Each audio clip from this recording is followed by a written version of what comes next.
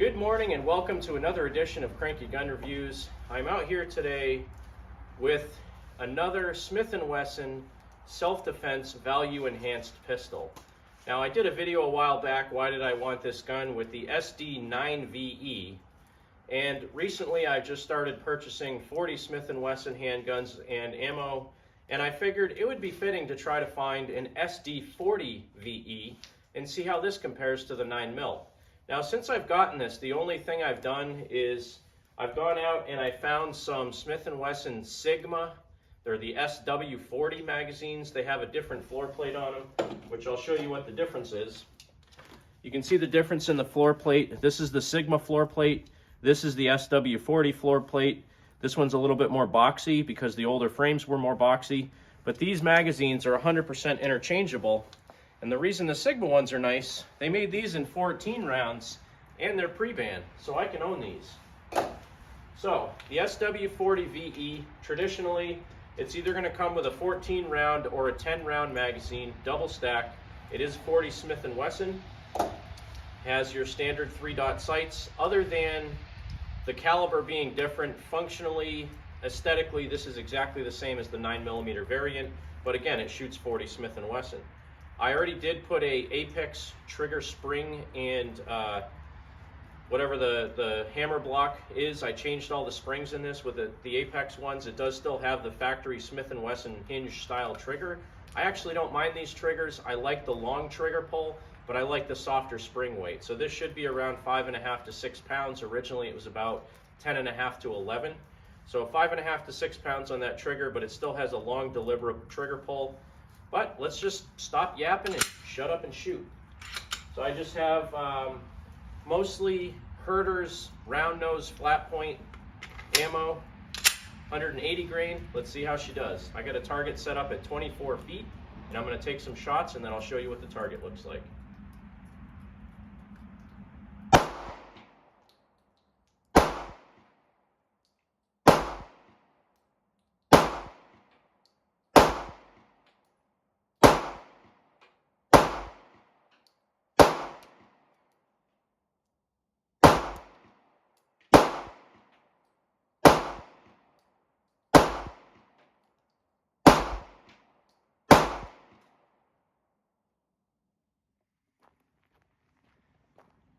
So that's my target.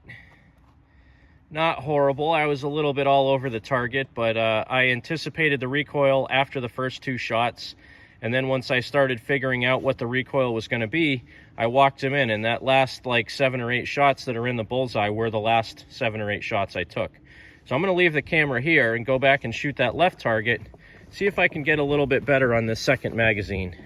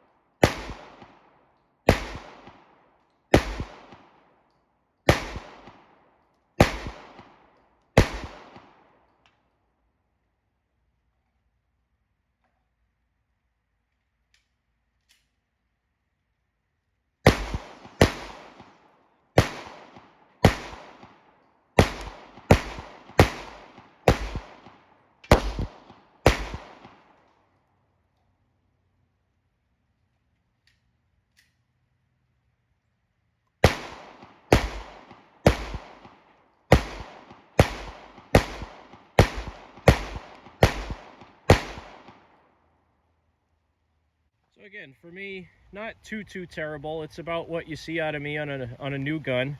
I did have a bunch of them in the bullseye on both targets, and then when I was going back and forth, the accuracy suffered a little bit. It's not a gun that I can really shoot fast, but again, it has a lot more stopping power than a 9mm, so if you can shoot it accurately and, you know, 1 second per shot really isn't that bad and you can hit your target, I don't think that's unacceptable at all. That's at 24 feet, 8 yards.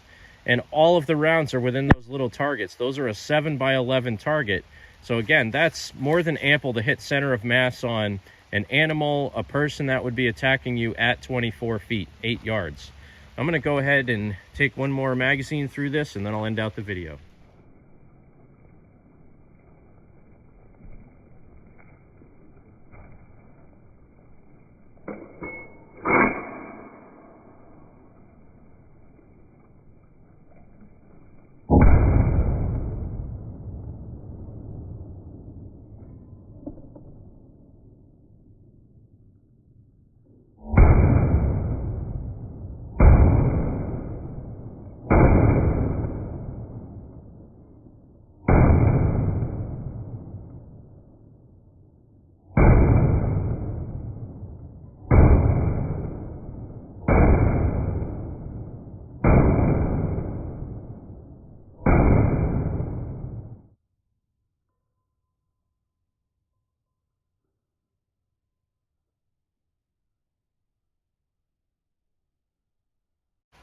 Well, that last magazine I ran through this that I did in slow motion was Speer self-defense ammo, and that stuff had a way higher pressure than the standard ammo that I was shooting through this, the Herder's ammo. That's tough. I was trying to shoot it, you know, just in front of the camera to get a good slow-mo, and it was snapping my wrist pretty good. So the Speer self-defense ammo, definitely good stuff, has a lot of velocity behind it, and it's a good projectile. But that's going to do it for this short range edition of the SD40VE, or Self-Defense 40 Smith and Wesson Value Enhanced. It's their budget line. They're less expensive than what you would get with the M&P pistols, but they're better than, you know, the old Sigma models that you had back in the day. Very nice gun. I highly recommend these if you can pick them up for a good price. This one I paid a little bit more for. I think I paid $4.50 for it, but it came with 5 magazines and a box of self-defense ammo. The magazines go for about 30 bucks a piece right now, maybe a little bit more depending on where you can find them.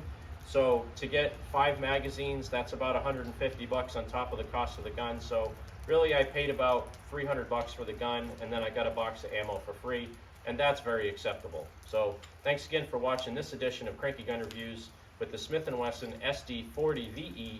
Have a great day. God bless America. Make sure you support your 2A rights. Get out there and shoot. And you remember that if somebody tells you to give up some of your freedom for the greater good, that freedom is the greater good.